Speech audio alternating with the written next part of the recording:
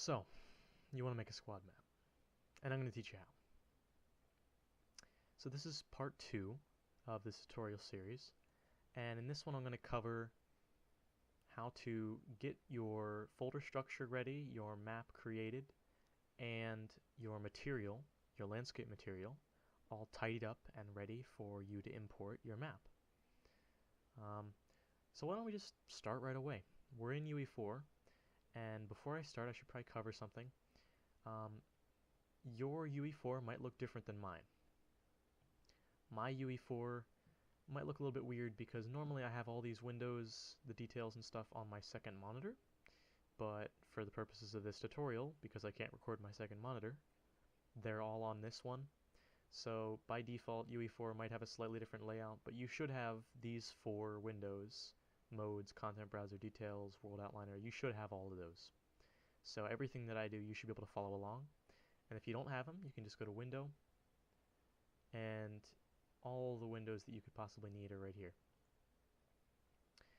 So what we're going to do first is we're going to go to the maps folder in our content directory, and we're going to open that right up, and you would right click and make a new folder for your map. However, I've already made a new folder with this hellish name that's supposed to be an acronym but really shouldn't be. And you would also right click and create a new level. For the purposes of time, I've already created and opened my level because it takes a little while for my 8 gigabytes of RAM to load a level. So you're going to name your map whatever you want to call it, and then underscore geo. That'll come in handy later when we're doing gameplay layers and such. So that's basically all you needed to do to make a blank canvas for you to start working from. And you might think the first thing you're going to do is jump in and get your landscape imported and shit, but no, you're not. We have boring things to do first. So first thing you're going to do is you're going to right click in here and create a new folder.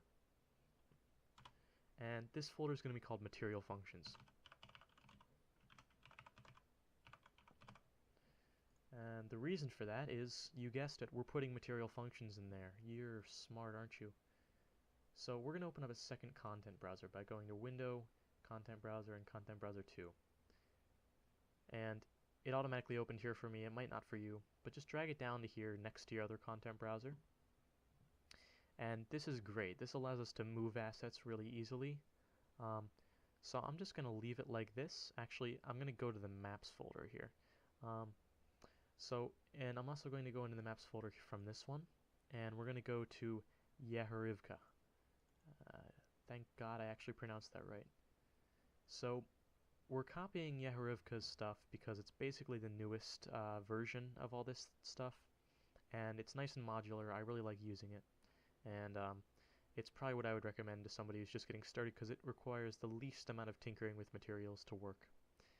So the first thing we're going to do is we're just going to click and drag this Yehorivka master, and we're going to take it right over, and we're going to copy it into our folder. Don't move it, copy it.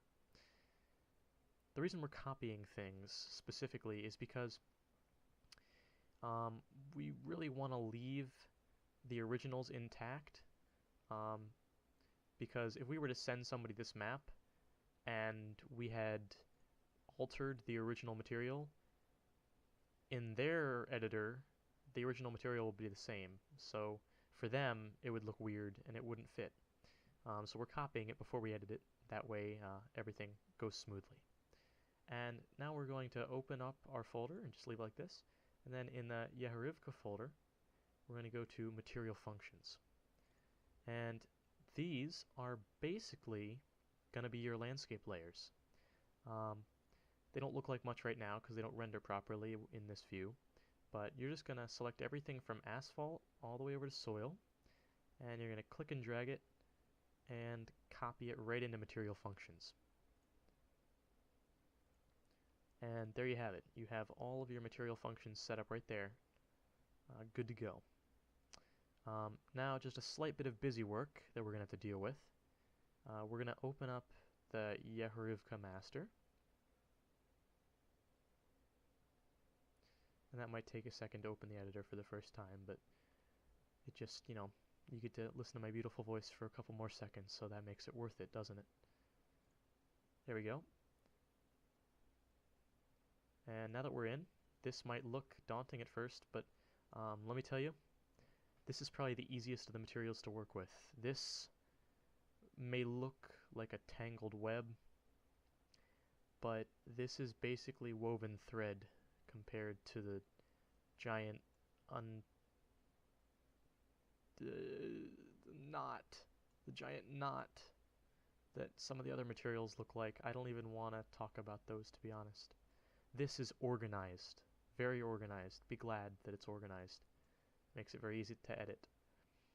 So we see that there are these material functions, MF, that's what that stands for, material functions here, and they're getting fed into these giant-ass nodes.